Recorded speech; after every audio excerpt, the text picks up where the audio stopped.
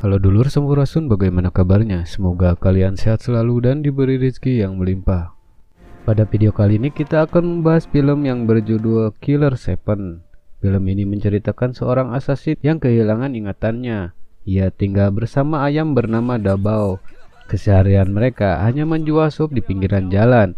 Lalu Dabao menyarankan Liuki menjadi seorang pembunuh bayaran agar menghasilkan uang yang lebih banyak. Oke, tanpa panjang lebar lagi kita langsung saja ke alurnya. Cerita diawali saat Liuki bertugas membunuh seseorang. Tepat di bawahnya adalah tempat kediaman orang tersebut. Setelah menyusup, Liuki bisa mengalahkan pengawal-pengawalnya dan membunuh targetnya dengan mudah. Setelah misinya selesai, ia diberi upah yang sangat besar karena telah berhasil menyelesaikan misinya. Namun di sana Liuki juga membunuh orang tersebut. Ternyata ia telah disewa untuk membunuh pria itu dengan bayaran yang lebih besar. Dan ternyata semua itu hanya bayangan Liuki dan Dabao saja. Pada kenyataannya, mereka hanya menjual sop di pinggiran jalan. Dabao memutuskan untuk berhenti menjual sop. Ia ingin mendapatkan uang lebih banyak dengan membuka jasa pembunuh bayaran dan membuka toko potong rambut untuk penyamarannya. Lalu Liuki di sana harus menjadi asasinnya. Dabao juga mengatakan jika nanti ia mempunyai uang, ia ingin membawa Liuki ke istan, di mana peralatan canggih mereka mungkin bisa mengembalikan ingatannya. Dan dana yang harus dikumpulkan mereka adalah 10 juta yuan. Profesi asasin adalah yang tertua di dunia. Ada dua tipe dari mereka. Yang satu bekerja melayani negara, bekerja teratur 8 jam sehari. Yang kedua, mereka dipanggil sebagai agen rahasia, pekerja lepas independen, dan memiliki kemampuan rata-rata. Tapi di peringkat 10, mereka adalah asasin yang jenius, upah banyak, dan mereka tidak pernah gagal. Namun, seorang asasin tidak dapat bekerja di siang hari. Mereka perlu memiliki pekerjaan legal, jadi identitasnya tetap rahasia. Liuki awalnya biasa saja karena ia hanya bisa memainkan gunting saja dan tidak tahu cara membunuh. Sebagai kepala profesi, Dabao memaksa Liuki dengan berusaha, lalu ia memberikan buku kursus kilat asasin. Pelajaran nomor 1 adalah telur penyamaran. Ia harus membayangkan untuk menyamar menjadi apapun, lalu lempar telur itu, maka ia akan berubah seperti yang dia inginkan.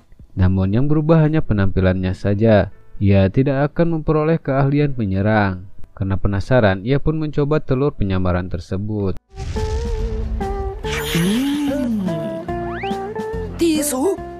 Pelajaran kedua adalah membunuh instan. Dabao menyuruh Liuki harus meningkatkan ketepatan. Namun latihan yang mereka lakukan hanya mengambil pangsit di dalam sup. Lalu pelajaran ketiga adalah melarikan diri dari TKP. Pelajaran keempat adalah asasin yang dingin. Dalam artian bisa membunuh siapapun tanpa belas kasihan. Namun di sana Liuki tidak sanggup membunuh siapapun meskipun itu hanya seekor cacing. Setelah melakukan beberapa latihan, mereka meresmikan toko potong rambutnya. Dabao memberikan tugas pertama pada Liuki. Tugasnya ialah memotong rambut pengantin wanita yang sedang menikah. Awalnya Liuki tidak mau karena misi itu hanyalah memotong rambut. Namun Dabao memaksanya karena orang yang menyewa mereka memberikan 500 yuan. Orang itu adalah mantan mempelai wanita tersebut. Awalnya Liuki bisa beroperasi dengan sangat lancar dengan menyamar menjadi seekor babi. Namun saat melihat kenangan masa-masa indah pengantin, ia terbawa suasana sehingga lupa dengan misinya. Saat sadar, tanpa sengaja ia telah memotong rambut mempelai pria. Melihat hal itu, semua orang panik dengan yang mereka lihat. Lalu Liuki langsung memotong rambut mempelai wanita.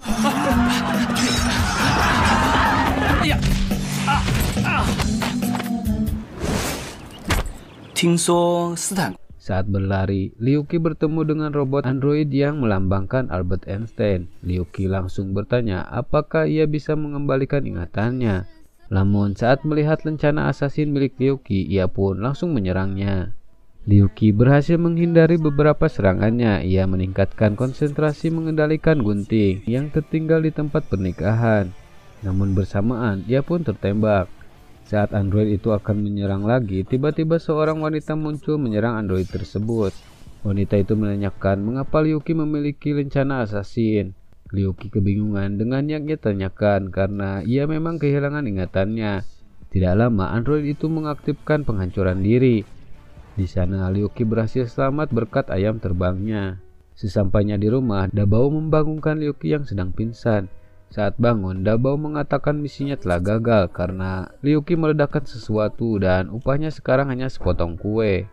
Liu Qi menanyakan bagaimana cara menemukan anggota organisasi assassin. Dabao menjelaskan organisasi itu sangat tertutup, sebaliknya hanya mereka yang bisa menemukan Liu Qi. Namun ada satu cara untuk menemukan mereka. Jika Liu Qi masuk 100 teratas dalam peringkat assassin, kemungkinan organisasi assassin akan menghubunginya untuk mengajaknya bergabung. Lalu Liu Qi bertekad akan memasuki bisnis assassin dan naik peringkat ke 100 besar. Untuk itu, ia meminta Dabao menjadi manajernya. Lalu salon rambut Dabaoji akan menjadi markas mereka. Di tempat lain terlihat beberapa suku kucing yang sedang berkumpul. Mereka dipimpin oleh Xiao Mimou. Ia berencana akan berperang melawan suku anjing, namun para anggotanya tidak ada yang bisa diandalkan. Salah satu dari mereka memberikan kartu nama Assassin Wu Liu Qi. Tidak lama ia memanggil Liu Qi untuk menyewa jasanya. Namun saat tiba, Liu Qi tidak sengaja menginjak ekor Xiaomi. Tanpa basa-basi, kucing itu langsung memberikan foto targetnya. Sebelum matahari terbit, Liu Qi harus menangkap pimpinan anjing tersebut. Namun Xiaomi hanya ingin Liu Qi mengeluarkan kedua matanya saja. Ia tidak harus membunuhnya. Saat Liu Qi sampai di gerbang, ia pun menyambar menjadi seekor anjing. Ia mengira bisa masuk dengan mudah, dan ternyata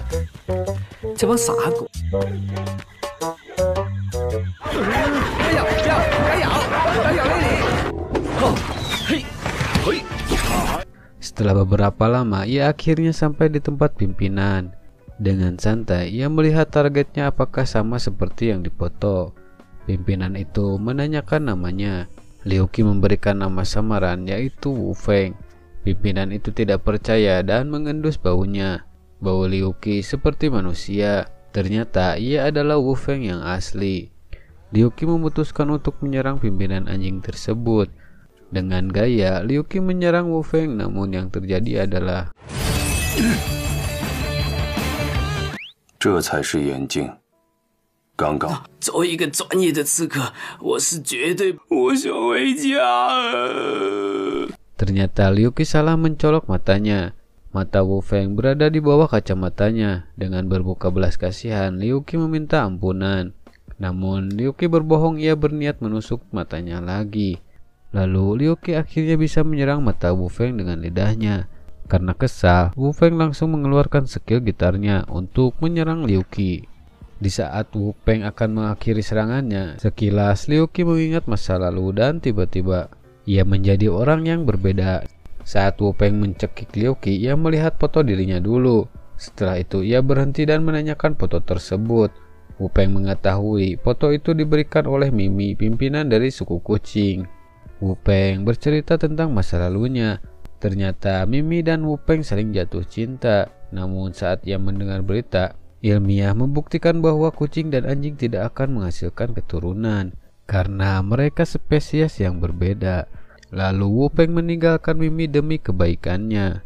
Liu Qi dengan gaya mengatakan, jika Wu Feng tidak mengatakan yang sebenarnya, maka Mimi tidak akan pernah tahu perasaannya.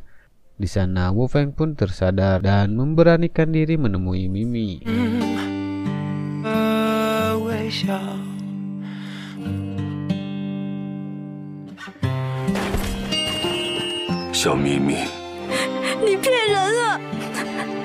Tidak lama, wanita assassin muncul ingin membunuh Wu Feng. Di sana, Xiaomi berhasil menahan serangannya. Nama wanita itu adalah Mei Hua Sisan. Ia adalah peringkat assassin ke-37. Lalu Xiaomi memanggil pasukannya untuk menahan Mei Hua. Semua pasukan kucing bukanlah tandingannya. Xiaomi sempat kecewa karena Wu Feng meninggalkannya dengan santai. Wu Feng awalnya merasa lega karena ia bisa kabur dari Mei Hua. Ternyata Mei Hua telah berada di depannya. Saat akan diserang, Wu Feng bukanlah Wu Feng sebenarnya, melainkan Liu Qi yang menyamar jadi Wu Feng. Namun Mei Hua tetap tidak percaya dan ingin membunuhnya. Liu Qi langsung berubah diri dan menjadi batu. Namun sial, ada seekor anjing yang ingin membuang air, dan dia pun ketahuan oleh Mei Hua.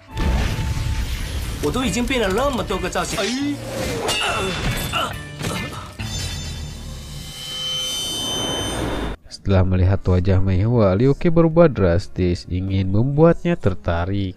Lalu saat ada waktu, Liu Qi berniat kabur menggunakan ayam terbangnya. Namun Mei Hua mengeluarkan shuriken dan mengenai keduanya sehingga mereka terjatuh. Lalu ketika Mei Hua menyerang dengan pisaunya, Liu Qi menarik lengan Mei Hua sehingga yang terjadi adalah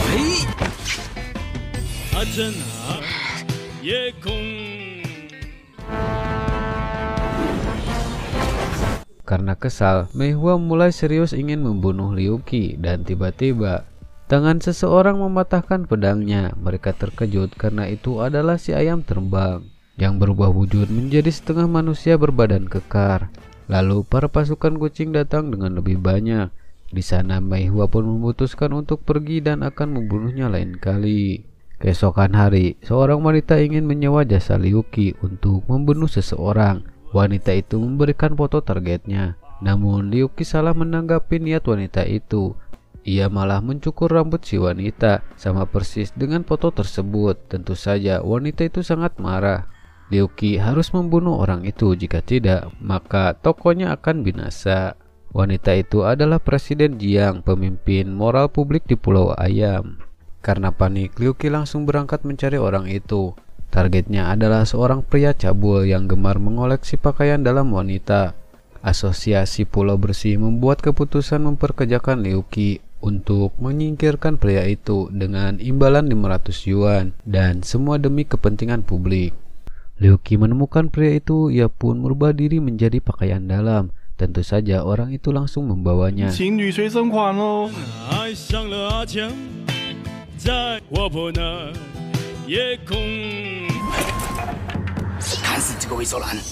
Saat sampai di rumahnya, terdapat banyak sekali pakaian dalam wanita di dinding.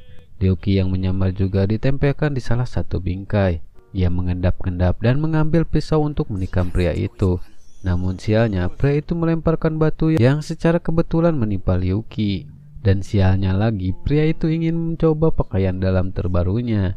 Di sana Liu Qi sangat panik karena ia bukanlah pakaian dalam.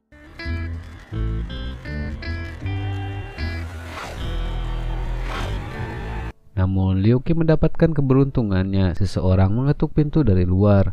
Karena kaget, pria itu tidak jadi memakainya. Orang yang mengetuk pintu adalah Presiden Jiang dan anggotanya. Mereka berniat menyingkirkan pria cabul itu. Pria itu memohon maaf karena mengoleksi pakaian dalam wanita. Namun semua yang dimilikinya adalah usahanya sendiri. Ia membeli atau menemukannya. Ia tidak pernah mencuri pakaian dalam, maka ia memohon untuk tidak membakarnya. Presiden Jiang tidak peduli yang ia katakan. Ia langsung melempar obor untuk membakar pakaian dalamnya. Liu Qi ingin membela pria itu. Meskipun hobinya sedikit vulgar, tetapi ia tidak mencuri dan tidak merugikan orang lain. Di sana Jiang tidak ingin tahu. Ia tetap akan mengusir pria cabul itu. Ia menyuruh kedua anggotanya menyerang Liu Qi. Di sana Liu Qi dihajar habis-habisan oleh keduanya. Saat Presiden Jiang menghancurkan koleksinya, Liu Qi dengan serius menyerang mereka. Lalu mereka bertarung dengan sangat sengit. Akhirnya Liu Qi bisa membuat mereka kabur dengan menggunakan jurus pamungkas, yaitu lambungan burung geledek.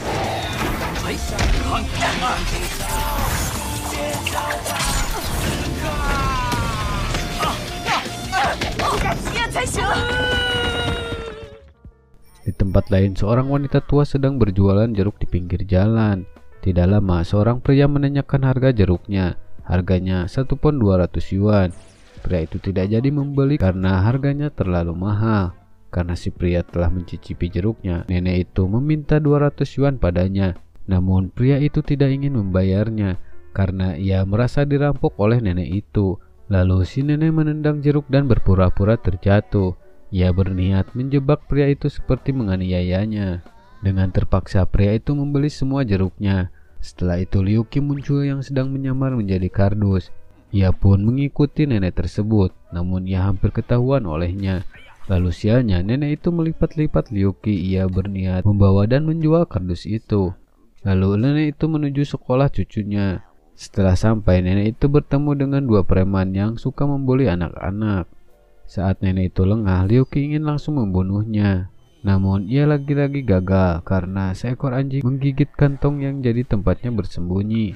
Saat si nenek dan anjing berebut kantong, ia memutuskan untuk melepaskan penyamarannya. Tidak lama si nenek itu menusuknya dari belakang. Karena kehabisan darah, Liuki berniat kabur, namun nenek itu tidak terima begitu saja. Ia meminta ganti rugi kepada Liuki. Di saat itu Liuki menyesal telah menerima misinya karena orang yang ingin dibunuhnya adalah orang yang sangat ganas. Tidak beberapa lama, sekolah cucunya telah selesai. Akhirnya Liuki terbebas dari penderitaannya. Namun kebebasannya hanya sebentar karena cucu nenek itu dipotong rambutnya saat ayahnya menyewa jasa Liuki. Dan potongannya membuat si nenek benar-benar marah. Di atas salah satu rumah, Dabao bersiap menembak. Ia menembak ke arah Xiaolong. Lalu si nenek bergegas menolong dan merelakan dirinya menjadi tameng. Saat panah hampir sampai, Liuki tiba-tiba menolongnya. Sesampainya di rumah, pria itu ternyata adalah anaknya sendiri. Ia ingin membunuh nenek itu demi asuransi ekstra. Scene berpindah saat Liuki ingin membunuh targetnya. Ia adalah seorang anak perempuan yang imut. Anak itu meminta Liuki untuk tidak membunuhnya sekarang. Ia ingin melakukan sesuatu sebelum meninggal. Ia juga meminta Liuki membantu melakukan semuanya. Setelah selesai, Liuki boleh membunuhnya. Awalnya Liuki tidak mau karena tidak akan menguntungkan baginya. Daftar yang ingin anak itu lakukan adalah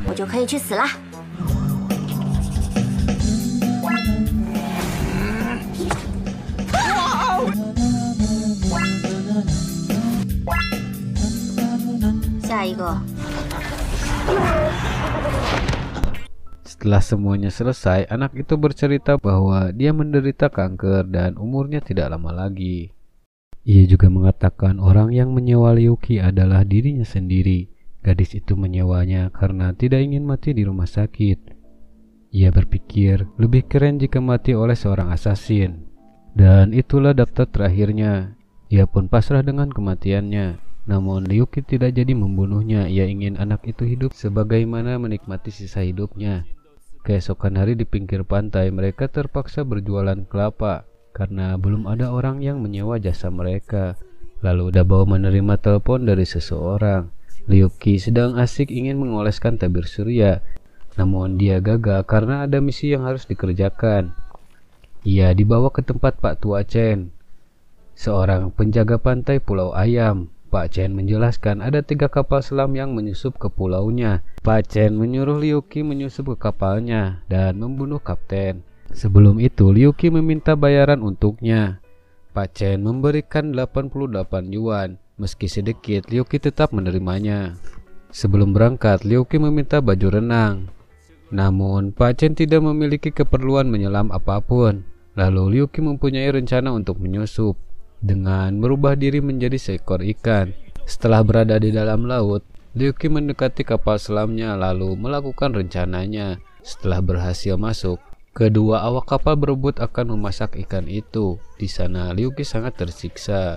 Tidak lama bos mereka datang. Ia adalah Kapten Jack, pimpinan bajak laut Narsis. Kapten ingin memotong ikan itu untuk dijadikan sashimi. Namun Liuki berhasil menghindari serangannya.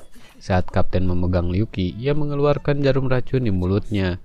Ia berpikir berhasil membunuhnya dengan mudah. Namun Kapten Jack bisa menahan jarum itu. Liuki merubah kembali dirinya. Di sana Kapten seperti pernah bertemu dengannya. Karena penasaran, Kapten ingin menguji Liuki. Namun yang terjadi, 大叔他明明很注重自己的形象，敢的比基尼美女，连太阳有。哎呀，痛！ karena Liuki tidak sama seperti orang yang mengalahkannya, Kapten memberikan kesempatan pada Liuki. Jika ia bisa membuat dirinya bergerak, maka ia akan menang dan Kapten Jack akan mundur meninggalkan pulau. Di sana Liuki menerima tantangannya. Liuki bisa membuat Kapten Jack bergerak karena ia membuat takut Kapten Jack dengan wajahnya. Dan akhirnya Kapten pergi meninggalkan pulau dan misinya pun berhasil.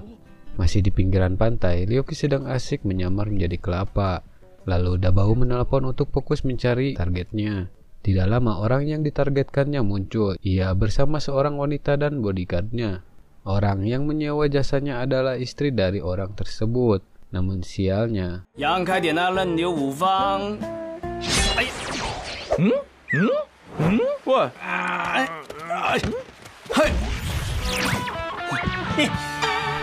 Tidak ingin targetnya pergi jauh, Liu Qi langsung merubah diri menjadi seekor kepiting.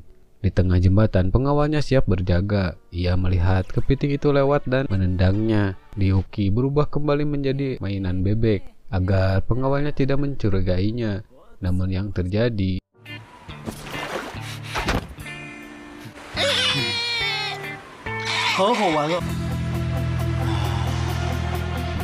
di saat ingin menggigit bebek itu, pengawal tidak jadi melakukannya karena ia harus fokus ke kerjaannya. Ia pun menendang lagi bebek itu.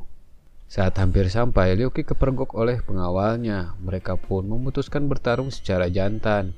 Pengawal itu bernama He Dachun. Ia berada di urutan 1736 di peringkat pengawal. Pertarungannya adalah pertarungan ala Hollywood. Orang-orang bertarung memberi pukulan pertama, lalu yang lainnya membalas. Jika salah satu dari mereka jatuh, maka dinyatakan kalah. Liu Qi awalnya merasa tenang karena ia meremehkan pengawal itu. Namun sialnya,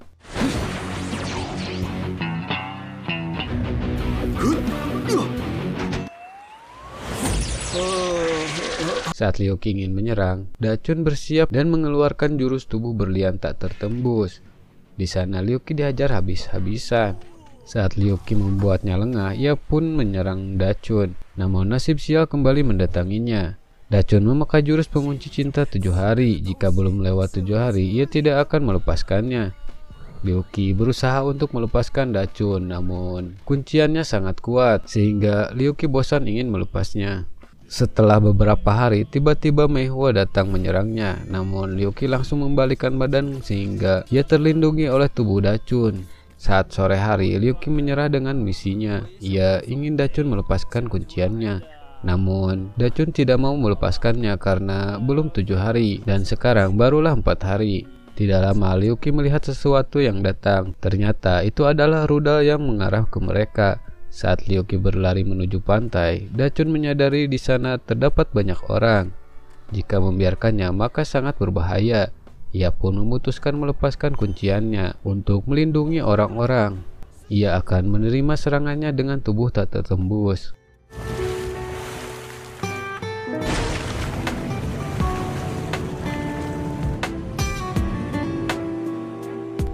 Lalu muncul kapal di tengah laut. Ternyata itu adalah Pangeran Istan. Ia melihat Liu Qi dan langsung bertanya. Tidak jauh dari sana, Mei Hua memperhatikan mereka. Orang itu mencari info tentang Liu Qi dan menemukan kesamaan dengan orang yang sangat berbahaya. Ia pun langsung menyerang. Liu Qi berhasil diselamatkan oleh ayam terbangnya. Setelah itu, Pangeran Istan memberitahu semua orang. Ia menemukan energi langka di sana. Ia berniat mengambil benda tersebut dan efeknya adalah pulau akan hancur. Maka jika mereka ingin hidup, mereka harus segera pergi. Di tempat lain, Liu Qi dan Dabao berniat menjauh dari pulau tersebut. Dabao menceritakan di dunianya ada 3 kekuatan. Yang pertama adalah wilayah dari seni bela diri, yaitu Wuxia. Yang kedua adalah wilayah teknologi canggih, yaitu Istan. Dan sisanya adalah mereka orang-orang biasa. Istan secara fisik mereka lemah, tapi mereka memiliki IQ tinggi. Mereka menghasilkan persenjataan canggih dan menganggap teknologi adalah senjata terkuat di dunia. Namun Wuxia mengandalkan seni bela diri di atas segalanya. Mereka adalah musuh utama Istan. Selama bertahun-tahun mereka berada dalam konflik tanpa henti, hanya untuk memutuskan apa seni bela diri dan teknologi yang lebih kuat. Dan mereka orang-orang biasa hanya bisa menyaksikan pertarungan kedua kubu. Jika Liu Qi kembali, ia hanya akan menemui kematiannya. Lalu Dachun mengeluarkan uang dan ATM-nya. Ia ingin menyewa Liu Qi untuk membunuh orang dari Istan itu. Xiaomi bersiap menyerang orang dari Istan, namun kekuatan Xiaomi tidak sebanding dengannya. Tidak lama Wu Feng datang menyelamatkan Xiaomi. Wu Feng mencoba menyerang dengan gelombang suaranya, namun lagi-lagi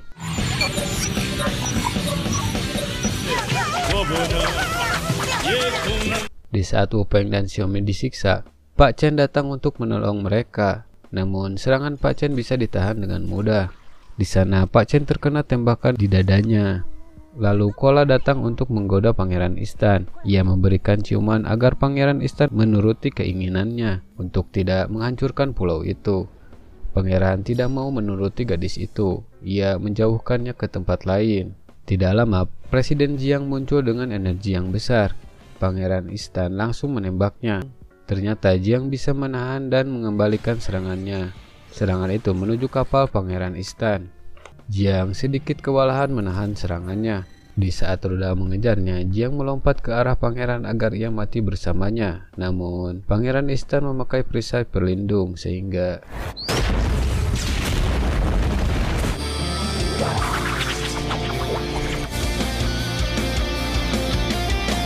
tapi ia terselamatkan oleh Liu Qi yang datang tepat waktu. Di sana Liu Qi belum mengingat kekuatan pedangnya. Ia sedikit kesal karena Dabao memberikan pedang yang rusak.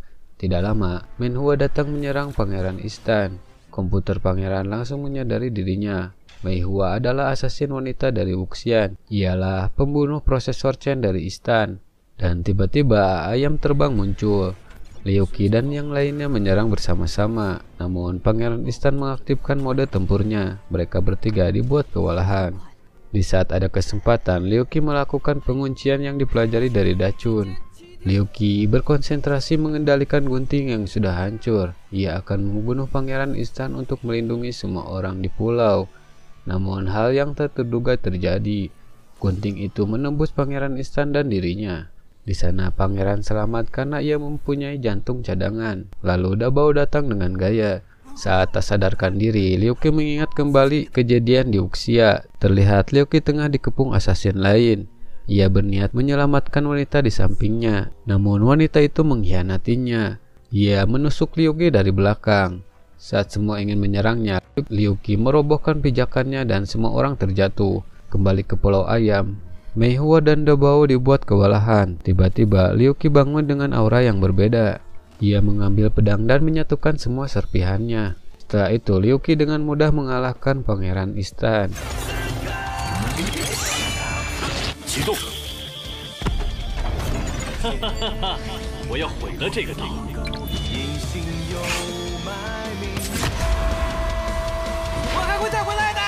Saat ada waktu, Meihua seperti merekam Liu Qi untuk seseorang.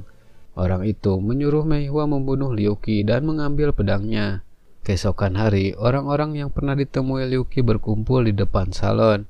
Di dalam sana, Liu Qi sedang dioperasi karena ia terluka. Tidak lama, ia keluar dan terkejut semua orang berkumpul di salon rambutnya.